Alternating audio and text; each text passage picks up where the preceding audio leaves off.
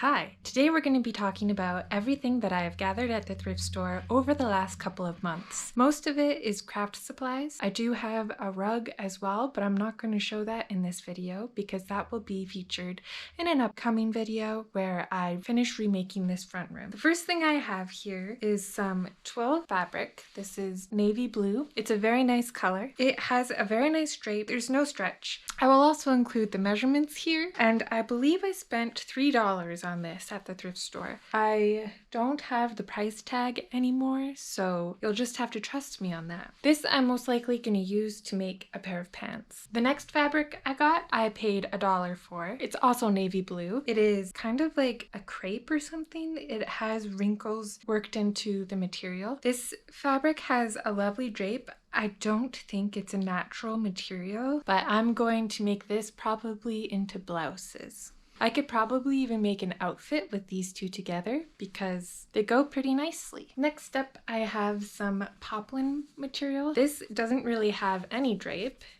It's a pretty sturdy material, kind of a little bit stiff. I believe this is 100% cotton. I got it at the thrift store for $4.99. I will include the measurements of the fabric here. This is definitely going to be turned into a more structured blouse. That other material will definitely be a more drapier blouse because that material has a lot of drape, and this is definitely more structured. I think that this is a lovely color. It's a soft blue. I am excited to wear this blouse when it is a blouse underneath my hand knit cardigan. On a similar vein, I have some navy poplin, and this was $5.99. This one I think might be a poly blend, so cotton and poly probably, but I don't know for sure because it doesn't have the fabric written on it. There's a lot here. I'll measure it and put that measurement here. I like this too. As you can see, we're working through all the blue fabric first. I didn't set it up that way. It's just working out that way. Next up, I have this lovely soft blue fabric, a nice light blue.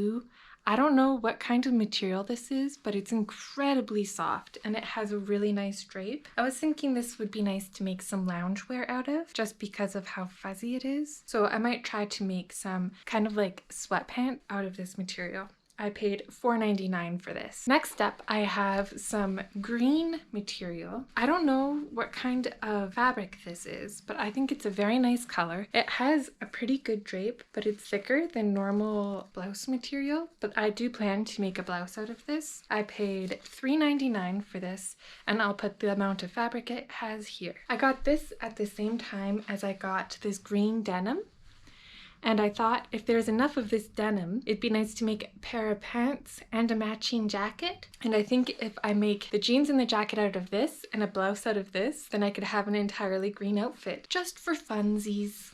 Oh, the denim I paid $9.99 for. So that's the most expensive fabric that I got. Next up, I have this houndstooth fabric. It is 60 inches by 2.4 meters. And I paid $6 for this. It's a very interesting material. There's yellow, dark red, dark green, and blue in here. I think that this will make a lovely pair of pants. Yeah, I'm excited to make them. Next up, I have another blouse material that I got. This is 60 inches by 3, I don't know if it's yards or meters because they didn't write a measurement, but it was $4. I think that this is some sort of rayon. It's a very light drapey material. I think that this would make some very lovely blouses, again, to wear under my hand knit cardigans. Last up for fabric, I don't know if this counts as fabric, but I have this non-stick material. I believe it's made for making rugs, and I have been delving into the world of making your own rugs, so this will be very helpful because you stick it underneath the rug and it makes it non-slip. I paid $1.25 for this. Next up is sewing adjacent. 2 items that are sewing adjacent. I got this purple separating zipper. It's YYK, and it will be useful for a cardigan or something, separating one.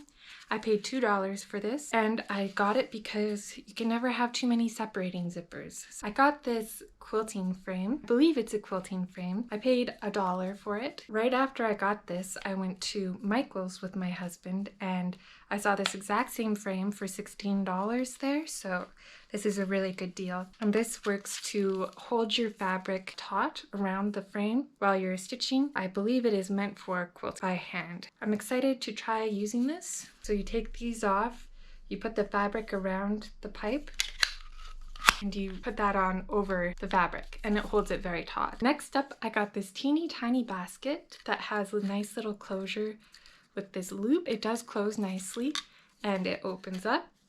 It's just really cute. I paid $1.75 for this and I believe that was a steal. Next up is the yarn. This looks like hand-dyed yarn to me. I might be wrong.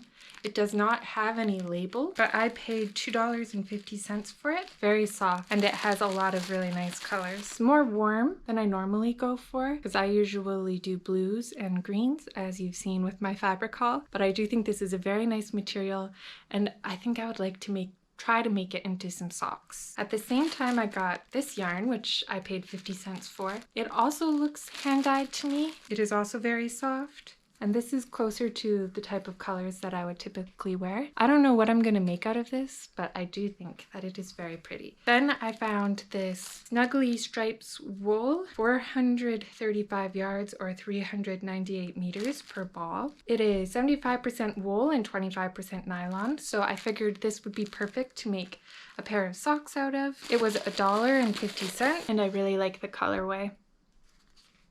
Last up for yarn, I got this really fluffy mohair type yarn. I don't know what it is exactly because it didn't come with a tag. It is very pink and orange. I think that, oh, it's very soft. This was $1.75, so the same amount as that basket. It's a very nice pink and orange mix with a lovely halo. This is definitely lace weight. I'm gonna guess it's mohair.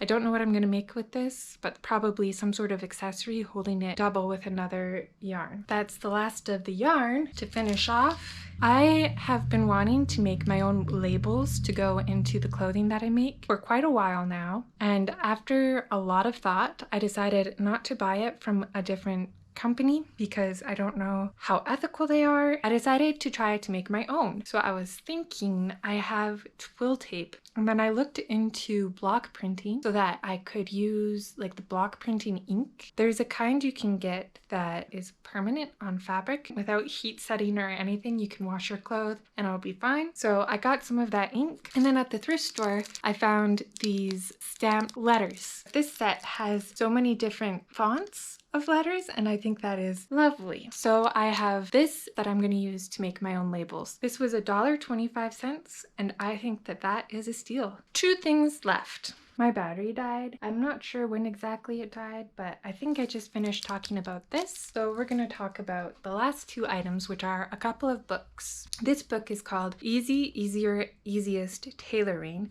by Patty Palmer and Susan Plush. It has a whole lot of different tips for how to alter patterns so that they fit you better. And so I think that this will be a very useful notebook. It asks questions and then it answers them. For example, what is a weft insertion interfacing? There's also notes in here of the previous owner taking notes on different things that they were making and the different people that they were making them for. And there's some notes in the back of the book too. I'm excited to have this. I can't wait to use this to help me make my clothes fit me better. Oh, that book was $2.99. The last item is a book that is more than I would normally pay for at the thrift store. It was $6.99. Easy to Make Patchwork. And it's a book that just shows a whole lot of different ways that you can use patchwork to make different home decor items, and also there's some kids toys in here as well. What's really cool about this, let's see if I can find a page like that. It shows different templates and you can just trace them to make the patterns. There's some really cute things in here. This is to make a patchwork, and then you can make it into a pouch. I think that's really pretty. Patchwork oven mitts. This is to make a purse. So like it's a little pouch to hold your weekend getaway stuff. There's a teddy bear pattern. It's just really cute. So the next time I do a scrap busting video, I will be following some patterns in that book. That is the extent of everything that I got at the thrift store over the last couple of months. If you want to know more about what I'm going to make with all these fabrics that I got, upcoming I have a summer sewing plans video, and I will talk about everything that I want to make for the summer months. It's probably mostly going to be blouses and trousers. I hope that this inspired you to look for your craft supplies secondhand, and I hope that you enjoyed this video. I haven't been able to sew as much as I want to in the last couple of months because I've been doing school as well as work. Yeah, I don't have much time to do hobbies lately, and if I do, then it's like I don't have enough brain power to sew. So I've been knitting and crocheting more often. Thank you so much to everybody who has subscribed to my channel.